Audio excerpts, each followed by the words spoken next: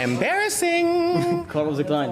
I'm really excited to be reacting to this video from Level Up Your Gaming. They had Avoiding the Puddle on there as a guest, and they basically were just talking about Street Fighter, Mortal Kombat, and Tekken. So they first start off with talking about how Street Fighter is bringing heat. It raises the bar for what we should expect from a new generation fighting game. These are the premier games, and I expect them to bring the heat.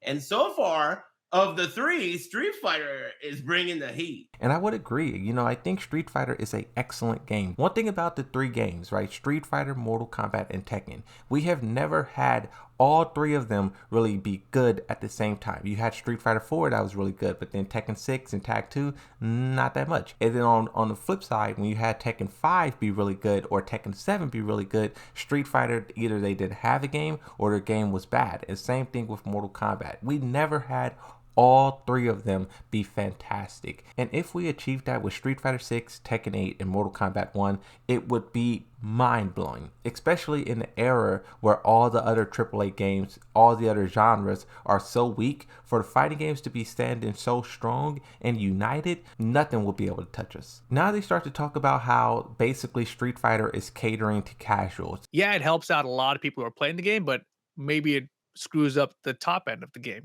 where people are trying to compete and play the game longer. I've noticed over the years, the less I care about fighting games, the more I realize that those people are so insignificant. The pro players' opinions are valued over everyone else. Screw the green ranks, the orange ranks, the Fujins, the Emperors. What Knee, Arslan, and just all of the pros say, that is supposed to define what everyone else have to go through. And I think that is totally the incorrect way to do the game. For example, Gigas Online was a killer. Harada said this guy had the most deadliest win rate online, and people said, the pros said, we don't care, he sucks in tournaments, buff him. Harada buffed him, and Gigas became even more deadly, and they still didn't use him in tournaments. That's what I mean when I say the tournament players, they have too much power, too much vocal, and I get it because a lot of them are content creators, big ones, so you kind of have to listen to what they're saying when they're dropping multiple videos. Buff this character, nerf this, do this, do that. It's kind of hard to ignore it because they will convince their followers, their subscribers, to also repeat it. Even though it may not be the best thing for the game, people will just repeat it because it's like influence. Get influence. Unless you want to see the same people playing this shit into their 40s and 50s, dude, then you're gonna need to get people to give a fuck about fighting games. And the only way you're gonna do that is to open them up to the rest of the universe. And I love here how Eris says that you have to bring in a new audience. You have to throw in some things that is gonna wow little Tommy so he can get his mom to convince her to buy the game. And then once she buys the game, Tommy plays it, and then 10 years down the road, Tommy is the new Eris. Tommy is the new main man. You have to get the new generation in, because once we all go, who's gonna be the Tekken fans then? Now they're talking about Mortal Kombat and how basically Mortal Kombat 1 looks like Mortal Kombat 11 all over again. And this is something that I've seen a lot throughout the comment sections and on live streams, so I really wanted to talk about this one as well. Here's the clip. Yeah, it looks just like Mortal Kombat. Mortal Kombat. It's a matter of whether or not they do a good job this time. And we've seen them do good jobs and bad jobs, so we'll see. I see a lot of people say that it looks just like Mortal Kombat 11.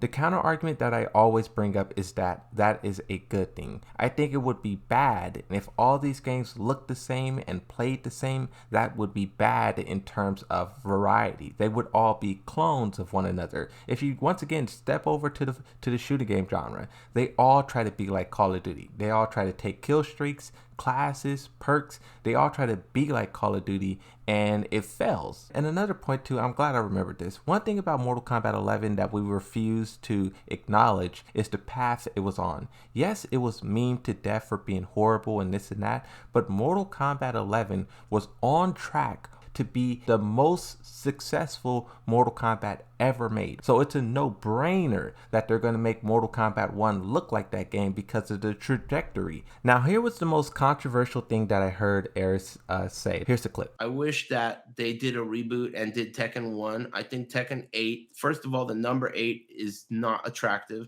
And second of all, feeling forced to add on top of the characters as opposed to simplifying is not that sick to me. And I was very excited in the decision for them to make MK1 instead of 12. I like that, and I wish they did it with Tekken 8. So one thing that I do want to say here, I cut the clip, but basically Eris was talking about story not mattering. You know, Eris doesn't care about story, he only cares about gameplay. But even if we do exclude the story of Tekken 8 being rebooted, because one major reason why I don't want it to be rebooted is because we just got past the whole Heihachi-Kazuya feud, and now Kazuya can go off and be his own character, and we can see his motivations, and so on and so forth, right? But ignore all of that. Another reason why I wouldn't want Tekken 8 to be rebooted, 2-1, is because half of the characters did not exist. If you go back to Tekken 1, Jin didn't exist. Brian Fury was probably like 5 years old. Dragunov like 5 years old. Lily not born yet. Asuka not born yet. So if you ever do reboot the Tekken franchise,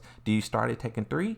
Which kind of makes sense, or do you go all the way back to Tekken 1 and now you have none of the fan favorites, and then 2, it's like, do you just retcon everything and just add them in? Because, you know, Tekken fans don't like retcons. We see what happened, how they reacted when Kazumi got retconned in the Devil Gene. So imagine if you retcon all of that. Here's the second clip here about the whole reboot thing, and this one's really interesting, which is why I want to highlight this one as well. Oh, I don't care either way, really. You don't care if it was Tekken 1 or Tekken 8? No, I think Tekken needs to go back and like simplify, but I think they are trying to simplify with 8. I think they tried to do that with in terms 7. of gameplay. Like the moveset for Law is like way simplified. They took out like half his moves. Really? So if they took a lot out, that means he's probably going to dip down to 60 with Claudio, and that is going to be crazy in terms of like what the character can and cannot do. Because another thing that we're talking about here is like how every game the character gets more and more moves, more and more setups, more and more this, and it's so much to learn. And the next segment here that I want to talk about is just how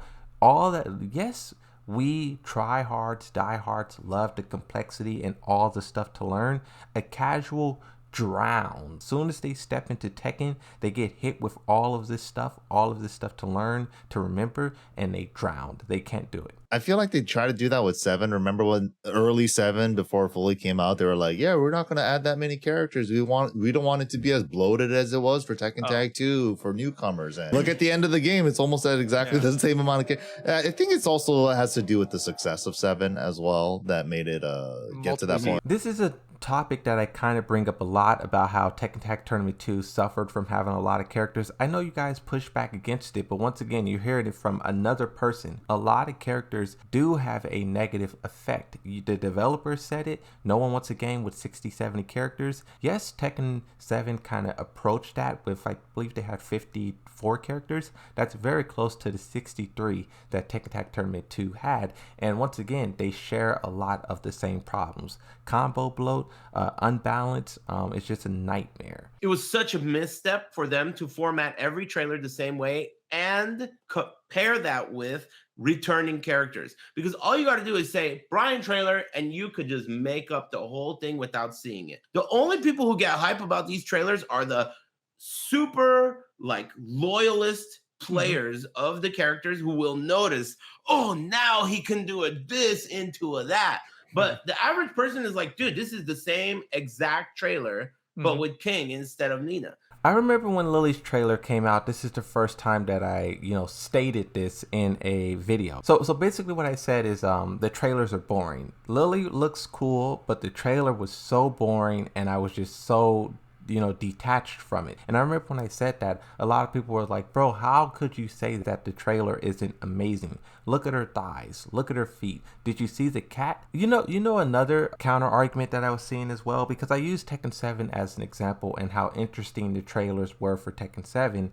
And a lot of people were saying, well, the trailers for Tekken 7, the DLC, those were one characters at a time, and they really wanted to highlight and emphasize this one character, so you would buy this character. They really wanted to go all out. And my thing is, why don't they do that for the characters?